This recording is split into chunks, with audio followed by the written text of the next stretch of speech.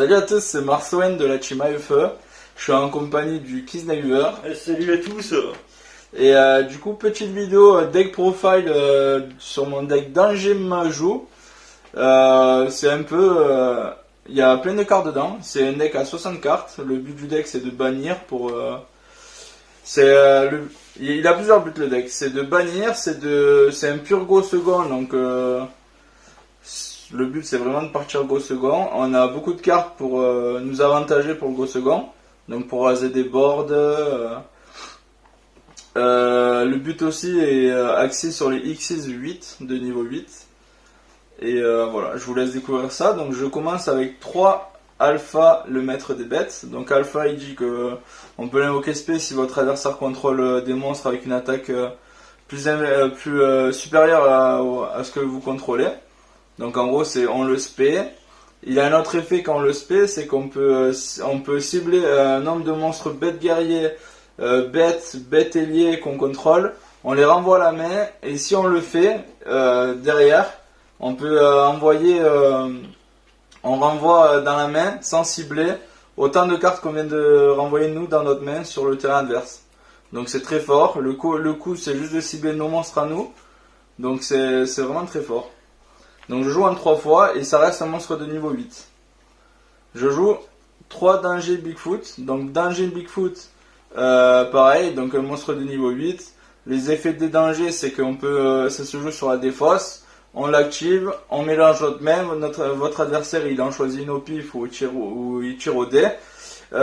Si elle est défaussée, ben, on peut cibler une carte face recto sur le terrain et la détruire. Et si elle n'est pas défaussée, ben, on l'invoque spécialement et on draw une. Voilà. Donc je joue en 3 fois. Tac, tac. Ensuite je joue, donc pareil, 3 oiseaux tonnerre danger. Donc pareil, un monstre niveau 8 toujours. Pareil, donc les effets de danger. Lui, lorsqu'il est défaussé, on peut détruire une carte en ciblant face verso sur le terrain. Donc voilà. Pareil, s'il a invoqué SP, on draw une. Donc je joue 3 Ogopogo. Ogopogo, pareil, toujours monstre niveau 8. L'effet, lorsqu'il est défaussé et qu'il est envoyé au cimetière, on foolish une carte danger du deck au cimetière. Voilà. Je joue 3 Gizmek, donc je dirais limite l'une des meilleures cartes du deck. Donc Gizmek, il se spé en effet rapide depuis la main ou le cimetière en bannissant 8. Donc le coup c'est de bannir 8. Est-ce qu'on a une réponse? Si votre adversaire il a une réponse, ben, vous avez banni 8. Mais le but du deck aussi c'est de bannir pour le Majou, donc c'est super sympa. Voilà, on peut l'activer en T1 si vous voulez l'activer en T1 depuis votre main à la fin du tour de votre adversaire. Et il a un autre effet, c'est que on peut bannir 3 cartes face verso de notre extra deck, donc on les choisit. Et en les bannissant, on peut cibler un monstre face recto sur le terrain adverse et on le détruit. Voilà. Par contre, on ne peut pas activer les deux effets en même temps. Donc si on a invoqué SP Gizmek, on ne peut pas activer l'effet de détruire. Voilà. Donc du coup, je joue aussi 3 Gamciel, la tortue marine Keiju. Donc voilà, ça reste un monstre niveau 8 en plus. C'est un Keiju, donc Keiju, on le spé en sacrifiant un monstre sur le terrain adverse. C'est très bien pour raser un monstre comme Savage ou Dragoon. Voilà, ça cible pas, c'est juste du sacrifice, c'est très fort. Chupacabra, donc danger Chupacabra, donc pareil, les mêmes effets que de danger. Lorsqu'il est envoyé au cimetière, ben, on peut invoquer spécialement un danger du cimetière, donc limite c'est le meilleur danger du deck. Du coup je joue 3 Grain Majou, donc voilà, vraiment le boss monster. Voilà, limite le boss monster, mais oui non, parce qu'on peut jouer très bien sans. Des fois ça m'arrive de bannir en 3 fois, ben tant pis. Mais ouais, c'est vraiment un plus quand on le nomme qu'il a 10 000 de patates. C'est limite en général la bonne game quoi. Donc je joue 3 mangeurs de millions. Donc mangeur de millions, très bonne carte. Donc il dit on l'invoque spécialement en bannissant X cartes, donc minimum 5 depuis l'extra deck, le terrain ou la main. Et face verso, pareil, donc toujours on bannit face verso.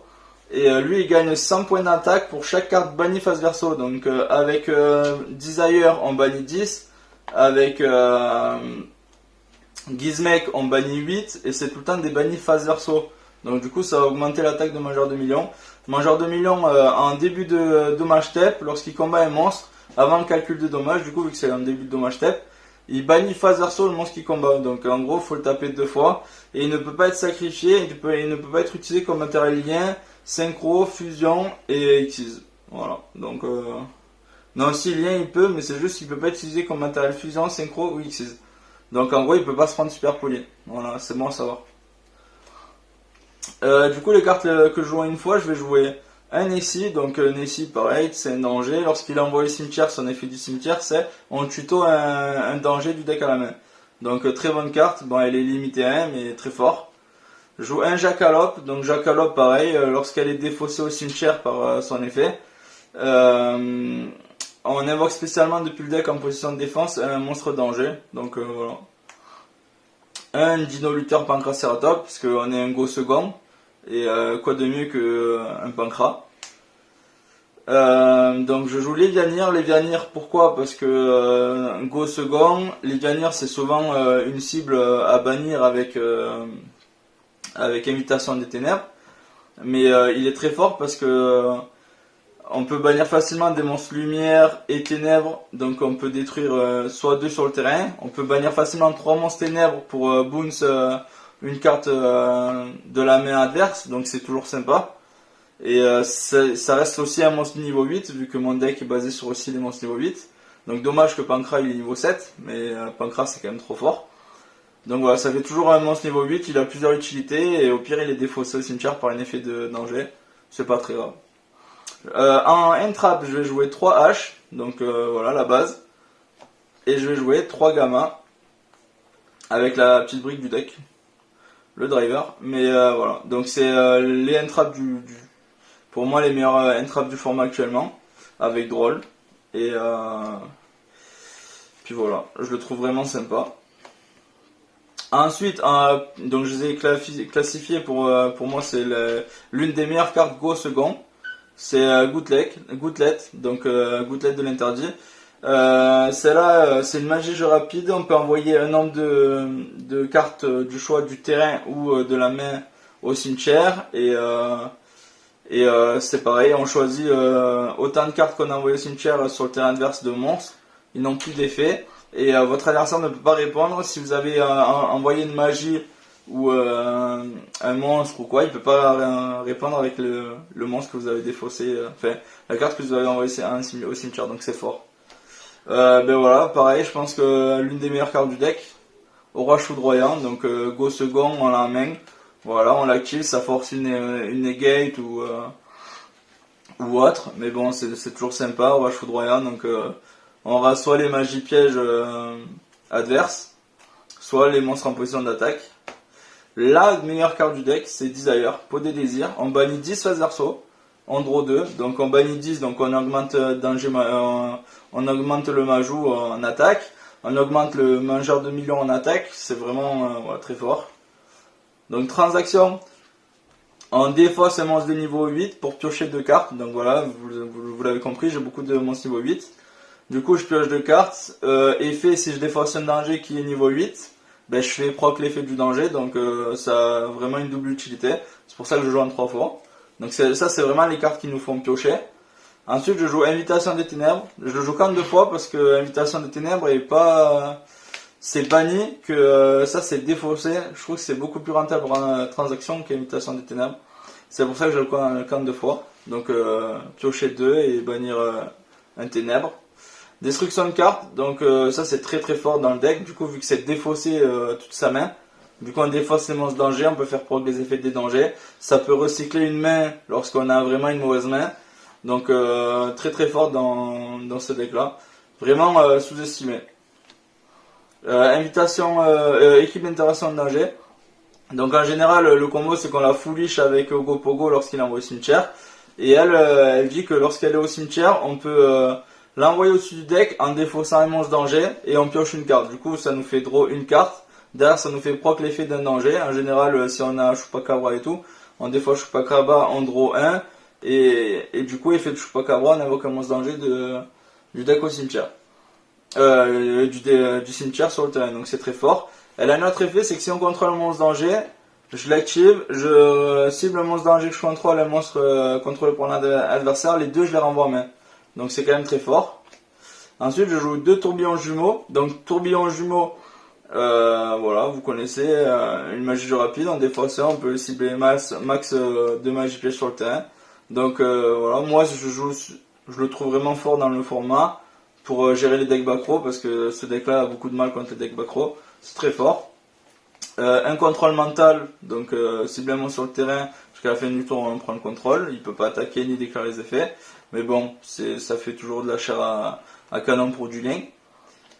Monster Reborn, donc Monster Reborn, la base, cibler un monstre dans le cimetière, invoquer-le spécialement, et là, pareil, une des meilleures cartes du deck je trouve, c'est Deinonychus Paléozoique. Donc on cible une carte sur le terrain, on défausse une et on bannit la carte ciblée. Donc le fait de défausser un danger, on fait effet proc du danger, voilà, c'est très fort. Très très fort. Donc niveau extra deck, donc je joue pas mal de monstres niveau des X6 niveau 8. Donc je joue le Chevalier Divin Grand Dragon d'Or. Donc 2 monstres de niveau 8. On peut le détacher en effet rapide, on cible une carte sur le terrain, il a ses effets face recto annulés, mais par contre il ne peut plus être affecté par les effets de carte. Donc on peut le protéger lui, ça peut être très fort. Très bonne carte. Dans des bonnes situations, très fort. Mais c'est vraiment situationnel. C'est pas important de l'avoir ou pas. Moi je sais que je l'aime beaucoup. Le number 97, donc 2 monstres de niveau 8, lui il est pas mal pour les OTK. Parce qu'en gros, ils se combattent avec celui-là. C'est simple, 2 monstres de niveau 8, on détache un monstre de niveau 8, on invoque spécialement lui, on lui attache le numéro 38, effet du numéro 100, le numéro 100 détache le matériel, et il gagne du coup 1000 pour 1000 par numéro X6 qu'on contrôle. Donc là, on a un numéro 8 et un numéro 1, enfin des rangs, donc on a un rang 8 et un rang 1. Et du coup, il gagne 9000 d'attaque. Et par contre, il n'y a que lui qui pourra attaquer. Mais à 9000 d'attaque, genre en général, on se débrouille pour raser le board. 9000, ça fait HoloTK. Voilà, c'est un petit combo sympa. Qui est vraiment utile. Donc, le numéro 38, il est très fort parce que il peut, une fois par tour, en détachant un, on annule l'activation de garde magie et on lui attache. Et il peut aussi recibler, genre si votre adversaire attaque une carte, on peut choisir cette carte comme cible ou n'importe quelle autre monstre, donc c'est sympa. Numéro 38, très, très belle carte. Donc le number 23, Lancelot. Lancelot, il dit que s'il a du matériel X6 attaché, il peut attaquer directement votre adversaire à 2000. Lorsqu'il attaque directement, il peut détruire un monstre contrôlé par votre adversaire. Et lorsqu'une carte est activée, obligatoirement après l'activation, on détache, on annule et on détruit. Et juste on annule, on détruit pas. Donc Lancelot, très très fort, sous-estimé. Je joue numéro 68, donc prison, pareil, elle empêche les invocations spé du cimetière. Et elle gagne 100 pour chaque monstre dans les cimetières, donc c'est très très fort. Je joue le numéro 22, Zombiestein, donc c'est simple, c'est 2 monstres de niveau 8 ténèbres, et vu qu'on joue quand même pas mal de monstres ténèbres, ça va très bien. 2 monstres de niveau 8, très simple, genre 4500 d'attaque, genre gros monstre, et sinon il a un autre effet, on peut cibler une carte face recto sur le terrain, changer-le en position de défense, et il a ses effets annulés, donc ça reste très fort. Je joue Jingersu, donc Jingersu très simple, à l'invocation on envoie une carte au cimetière, c'est pas du ciblage, c'est pas de la destruction, c'est très très fort, donc Dragoon, tout ça, ça dégage. Et une fois par tour, enfin une fois par destruction de carte, on peut détacher un matériel de cette carte, on annule la destruction. Donc c'est très fort. Donc Zeus, c'est très fort, c'est lorsque un monstre X6 est attaqué, on peut l'équiper, et une fois par tour on détache deux de Zeus et on envoie au cimetière toutes les cartes contrôlées par votre adversaire. C'est ça Hugo, hein? Ouais, c'est ça. C'est vraiment très fort. Donc 0 Boros, topologique, donc 0 Boros c'est une ligne 4, il gagne 200 d'attaque par chaque carte bannie sur des 2 terrains, donc comment vous dire que en T2 j'arrive à la sortir, avec toutes les cartes que j'ai bannies entre Gizmek, Desire, suffit que mon adversaire joue Desire ou quoi, ben ça fait un gros cochon qui peut OTK facilement. Donc soldat du lustre nord, soldat du chaos, c'est une ligne 3, il faut l'invoquer avec 3 monstres de nom différents. Si on l'invoque avec un monstre de minimum niveau 7, il ne peut pas être ciblé par des effets de cartes et aussi il ne peut pas être détruit par des effets de cartes. Lorsqu'il combat, il détruit un monstre au combat, on peut soit lui faire gagner 1500 d'attaque, soit bannir une carte sur le terrain et c'est pas du ciblage, ou soit le prochain tour il peut attaquer une deuxième fois. Du coup je joue Ib Mascarena. Ib Mascarena, donc deux monstres non liens. Durant la main phase, on peut invoquer spécial, on peut en effet rapide, on peut l'utiliser pour faire un matériel lien avec un autre monstre. Donc en fait le but c'est Ib Mascarena. On a le petit Gizmek sur le terrain qu'on le re-invoque avec l'effet dans son cimetière. On le re-invoque, votre adversaire il fait une play, tac, on invoque unicorne, on défausse 1, on pop 1, effet du danger qu'on a défaussé, hop. Il y a plein de combos simples à faire. Donc du coup unicorne je viens de le dire. Lorsqu'il est invoqué par lien, on peut défausser 1 et renvoyer dans le deck, mélanger une carte dans le deck. Et ensuite, je joue des cibles à super pot. Donc, moi, les cibles super polies, c'est par rapport à ce que les gens jouent dans mon local. Donc, Venom pour tout ce qui est deck ténèbres, donc tout ce qui est Dragoon, tout ce qui est Shadow Invoke, tout ce qui est Dragon Link. Et ça, parce que dans mon local, on joue beaucoup, il y a beaucoup de joueurs Edlish, donc ils se reconnaîtront, Gaël, Kylian, tout ça. Et voilà, donc ça c'est très fort contre Edlish. Après, voilà. En gros, vous avez quand même 2 places vacantes pour si vous voulez jouer super poli ou pas. Mais voilà. Donc ensuite, je joue dans le side, je joue 3 cyclones cosmiques. Donc cyclone cosmique très fort. Cible une carte, on bannit et on paye 1000, c'est très fort. 3 super pots. Donc super pot, c'est on défausse 1 et derrière, du coup, après la résolution de super pot, vu qu'on a défaussé un monstre danger, on pourra faire propre l'effet.